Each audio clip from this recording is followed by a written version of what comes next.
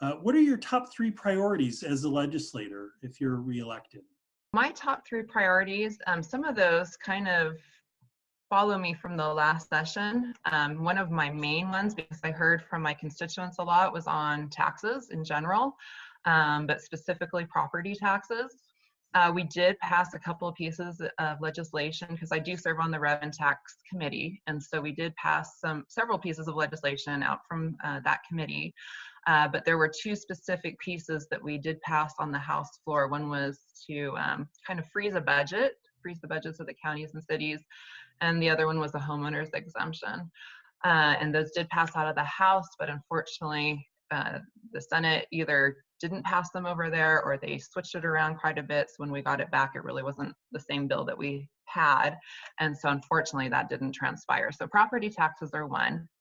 The other thing I really enjoyed, and I think needs to be done more often, is deregulation. That was one of the governor's top priorities. And it's actually something I ran on last time, was to take laws and stuff off of the books instead of just always adding on. So we did do a lot of deregulation, and I'd like to see some more of that. I think that helps a lot in our state as a whole, and with our businesses and other entities.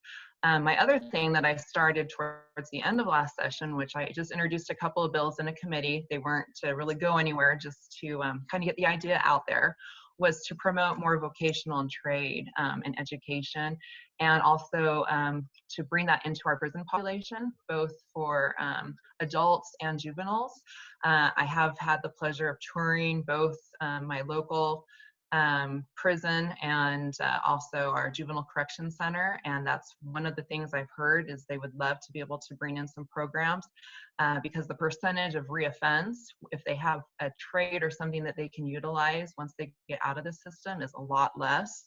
And then also in traveling the state and talking to companies and different businesses, that is a need that they have, is to have more people that are able to take those positions in the trade industry. So, and the governor wants to keep people here in the state. So if we can educate them in that manner and then provide them with the opportunities, then that does that too. So it's really kind of a threefold to me. And so that's one of the things I really want to kind of push this next session. Without question, property taxes would be at the top of the list. Second would be growth, and growth paying for growth, because that's not happening. And then my third priority would be to continue to support Canyon County agriculture. Can you elaborate on the property taxes?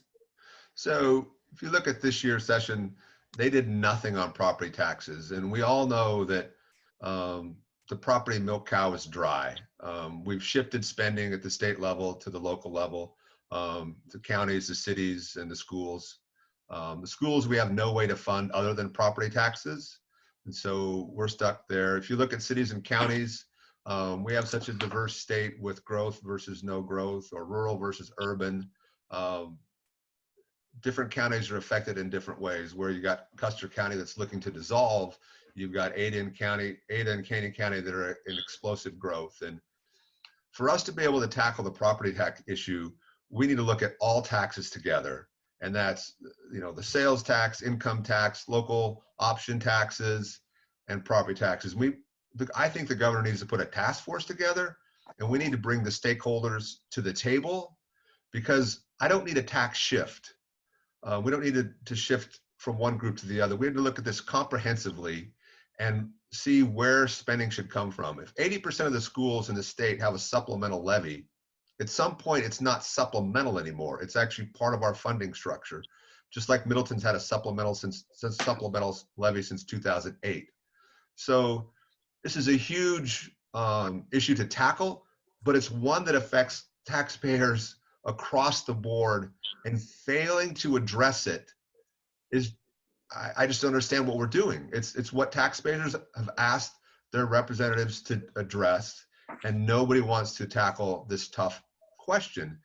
And nobody's gonna have the one answer. It's gonna be some trades. It's gonna take a bunch of people sitting around in conversation to understand where the tax burden is gonna fall, and what's it look like going forward on a 3, 5, and 10-year plan, and how do we treat rural counties versus urban counties, and how we as Idaho work together.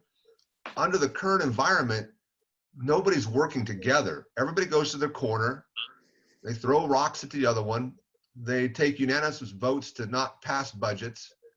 And we talk about social issues that sound so good on a soundbite when it's an election year, but nobody's doing the real work. And as a businessman, that's what I've always done. What's the real work? How do we move the needle? I'm not going to get my way every time, but a baby step forward is a step for all of us forward. And that's what we have to do. Tackle real issues that affect taxpayers. Why should voters select you over your opponent? For me, I have nothing against my opponent, but for me, I have really worked hard on being able to be a voice for my constituents. I work with them very closely.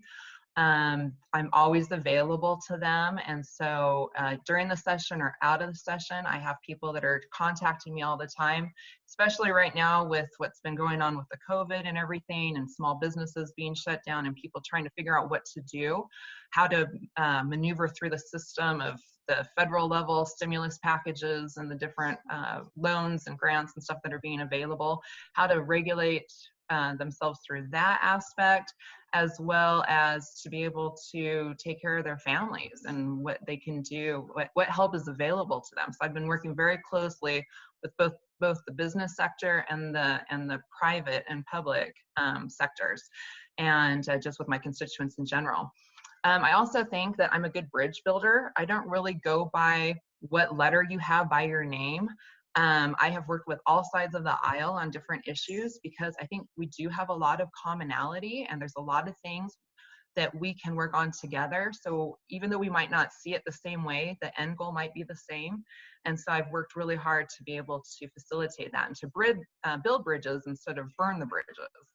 And so that's another thing that I try to do. And I don't dwell in drama or creating rifts or anything between people. So I really try to be diplomatic in my approach and logical in my approach. And when I work with people, I want to hear what they have to say. I can't preach to the choir all the time. So I like to hear the different sides of and different perspectives on issues and ideas and how we can do it together and get ourselves to the destination that we're trying to achieve for our state and for the people that live here. I firmly believe that my opponent does not represent the majority of District 11. I believe that my way of being a businessman, being a common sense conservative, building solutions as I've done at FedEx, and we're restaurateurs as well. We've been in that a little over a year. So we're making these decisions that affect people that are on a payroll or that are investors. And I don't believe my opponent has that background. I actually believe she's a political activist. I think she's a good political activist for her cause, but I don't think she's a legislator. And I will leave her to her political activism, and I would like to serve the people of Canyon County.